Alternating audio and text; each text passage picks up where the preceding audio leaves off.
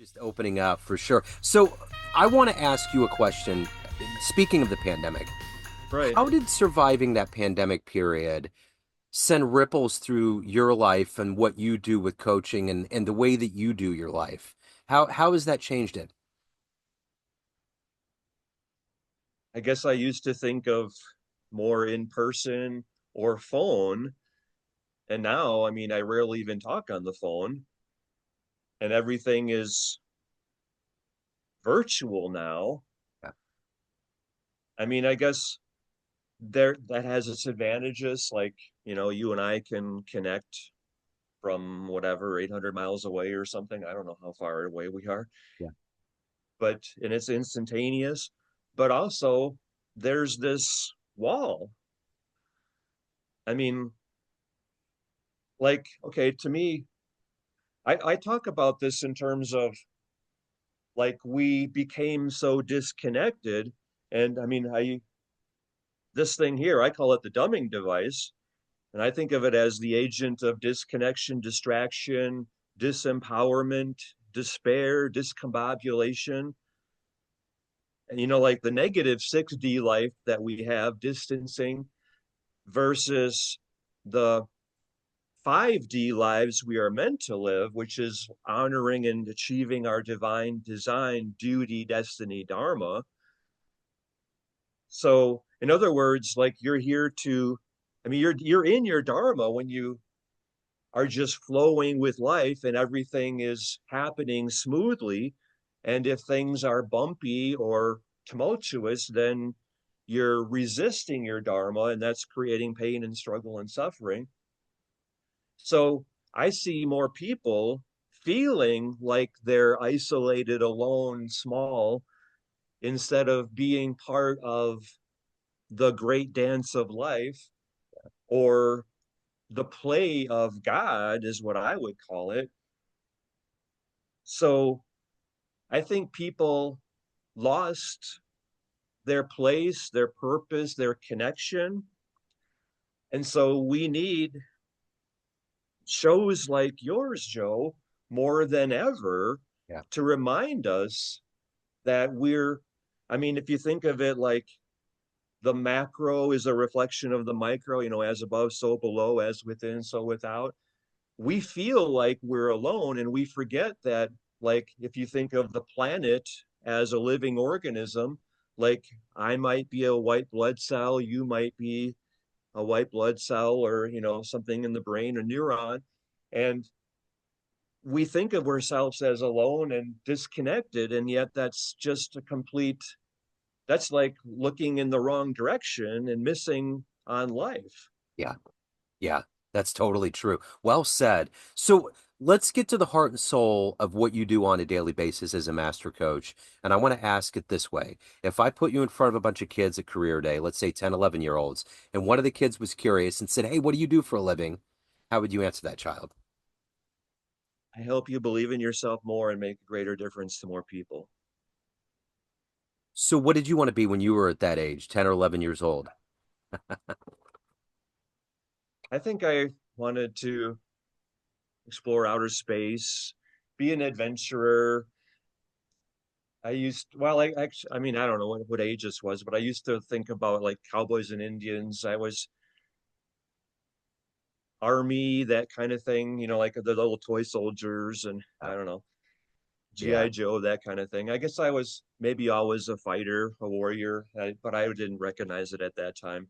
But actually, when I was 13, I wrote my first book, kind of, which is just like I used to play with coins, like, like a dime versus a quarter versus a penny, and 10 cents, 10 pennies equals, I don't know. And I what did I call it? I don't remember the name of it anymore. Like War of the something. I don't remember what it was.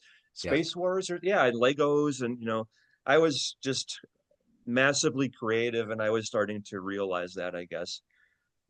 That's wonderful. So take me back to where you were born and raised. What were these foundational elements of you being a warrior, being a coach, being a light for people to find their purpose in life? Oh, that's really interesting. I'm getting chills now just reflecting on this.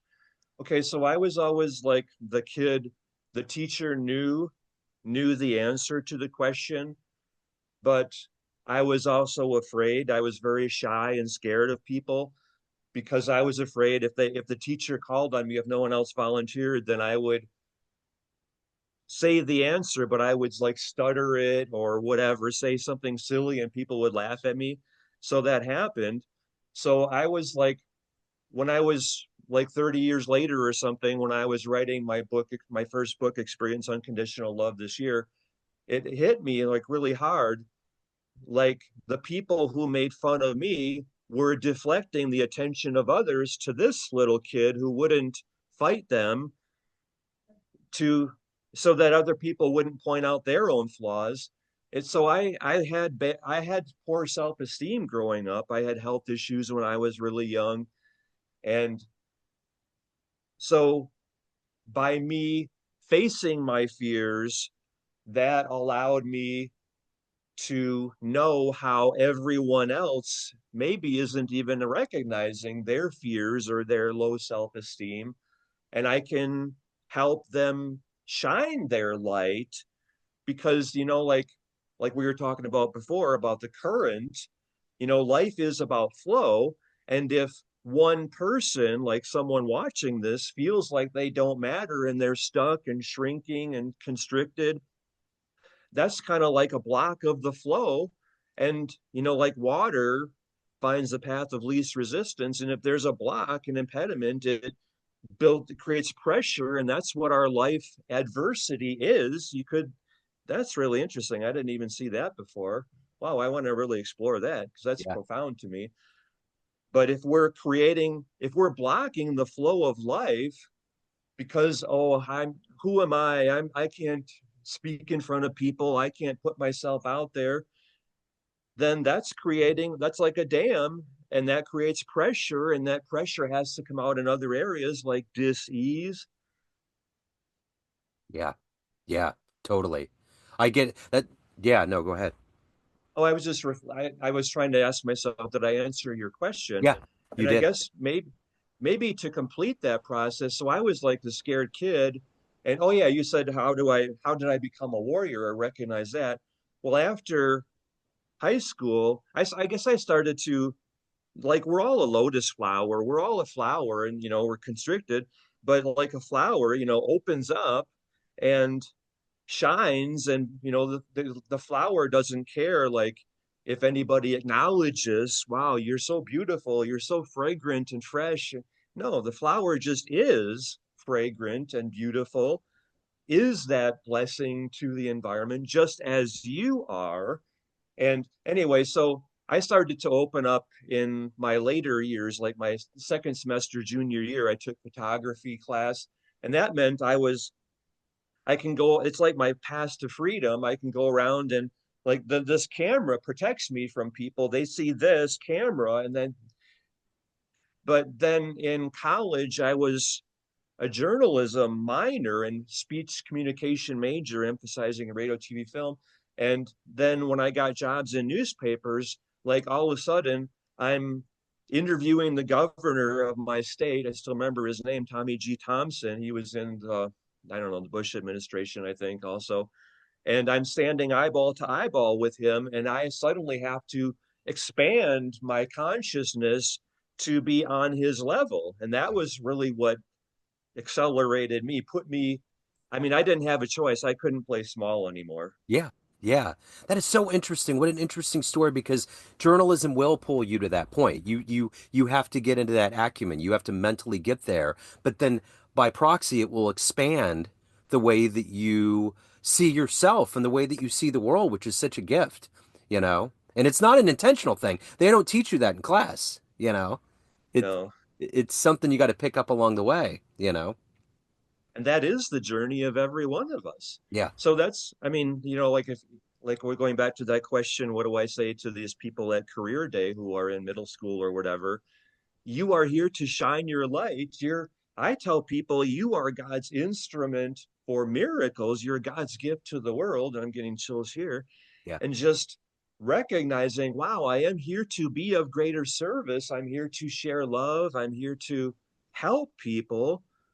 When you're focusing on how can I help people more, then you're not worried about the whole little ego stuff. That's all just false. It's delusion. And then you're shining your light. You're not holding back because I'm here to shine my light. And when you acknowledge that, then you're looking for, wow, this person needs something, this person, and you're seeing all of the ways you are able to serve. And that's coming from abundance. That's completely flowing. That's not just flowing. I mean, I also talk about, oh, this is really good. I think everyone can relate to this. If you think of like the the sink, the faucet in your kitchen sink, it's closed, or you open it just enough to drip one drop come out. I mean, how many people live their lives that way instead of opening the faucet the whole way? And Yeah. then you see that even the faucet is limited, and you become like Niagara Falls, and that's an order of magnitude differential of opening to being of greater service, which is why every one of us is here. Yeah. Yeah. That's what a great metaphor. So let me ask you this. Who's been that bedrock, that inspiration or hero for you in your life and your work? Okay. Well, for context, when I came out here in Sedona in July of 99, I was promoting my first book, Experience Unconditional Love, this year. And I met with the small business development advisor at the local technical school. And we were meeting like weekly, I think, to market my book and to have more impact. And he opened up his wallet one time, and there was this picture of a guy, like an old man with white hair. And his name is Ramana Maharshi, and he turns out to be an Indian sage. And I asked this gentleman, my teacher, about that. And my teacher's name is A. Roy Horn. He's written a book called Heroes, Sages, and Madmen. And anyway, so Ramana Maharshi was like this Indian sage he became self-realized at like age 17, and he had an ashram, or they built an ashram around him. And so I would say Ramana Maharshi, has been that example for me, that inspiration. In other words, like seeing nothing but God and experiencing God in all things. What a way to live your life. Yeah. I've studied with this teacher for since like September or October of 99. Yeah. That's been pretty profound. Yeah, absolutely. So, how do you balance this work, the work that you do to help people get to a better place, but you are also a human being that has to evolve and grow? How do you parlay and balance all of that out to do what you do at a high level and to evolve as a human? I guess I get out of the way, because if I think of myself as Dan, as limited being, and I actually think about it in terms of like, how could I be so arrogant as to think it's even possible to comprehend the idea of limiting the unlimited? So if I worry about how I'm, getting paid or going to make my mortgage or whatever, that's coming from scarcity, fear, lack consciousness. Whereas if I surrender, like I love Sanskrit because it's a metaphysical language instead of English as a material language.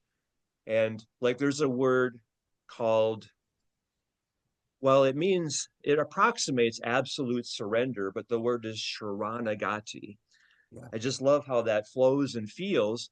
And so when I let go and let God, or just trust in life, then the right things happen, and I don't have to worry about me because God's got this, and everything just happens in a flowing way. And the right people come along, and I don't question, well, can they pay me? No, that's coming from scarcity. That's limiting the unlimited.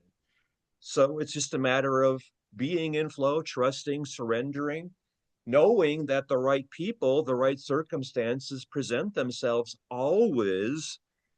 And if you have absolute trust and faith and knowing of that, like just to put this in another, like maybe a more practical sense or another perspective, years ago, I heard Neil Donald Walsh, who wrote Conversations with God. He was saying, he was talking about outgiving the universe. And he said, you can't outgive the universe because the more you give, the more you get back to give that much more. And I thought, wow, what a way to live. And I even wrote a book about that called Outgiving the Universe. And if it's just a complete new way of seeing things, like, because I mean, everyone listening to this, watching us, can challenge, put that to the test. Well, if I give so much, then see what happens. The more you give, the more the right things, because everything is cause and effect. And quote, life is just a, it's the result of what you put out there. So you're putting out there the right things, and then the right things come back to you. I mean, test this, really Yeah. live this way, and the right things, you'll see that life is that flow and it is abundance. It's not scarcity. Scarcity is just a misperception because of fear, doubt, worry, not trusting that which is, Yeah. just open to what is. Yeah. So let me ask you this. As a coach, you're helping people live their lives differently, and that requires risk. In your life, what's one of the biggest risks that you took that maybe up front you weren't clear about? It was going to be difficult, but you did it, and you look back and you're like, wow, it's that you grew so much, or it was huge. I mean, there's countless examples of that. I guess, like, I was in newspapers for 10 years. I was the assistant managing editor at the last place I worked. I loved it because, like, the local congressman would come in and I would, the managing editor would leave and I would sit in his office and I would close the door and I would talk with this congressman and I would, like, write one column and editorial and maybe three articles, and we would talk for an hour and a half or something. And, that was great. And I loved that lifestyle. But then I wrote my book and I had to follow my dream and I had to come out to Sedona where I didn't know anyone. And I mean, that was a big risk, but I didn't think about the risk. It was me wanting to expand and me sort of feeling like I've reached the limits of where I am now. And so it goes back to trust and faith and surrender and knowing. And I mean, like, I've taught Think and Grow Rich at the master's level since 2003. And it's written by Napoleon Hill. And it describes the 13 steps to riches that the wealthy and successful have done for years to get everything they want. And it starts with burning desire. So when you follow your passion, your purpose, your I call it your divine design, duty, destiny, Dharma, then you know the right step. And yes, it's a risk. And yet, staying where you are, you've reached, the edge of your comfort zone, and life or your goal is on the other side of that. So, I mean, I guess it's also like, yeah, that was probably the biggest risk in my life, was to walk away from the comfort and security. Well, not, I mean, it's not security or comfort in a newspaper job, and Yeah. probably not any jobs these days, but life moves us in the way that we know what is the next step for us. Yeah. So it's trusting that, Yeah. going back to not limiting the unlimited, because how could anyone even conceive of doing that? Yeah.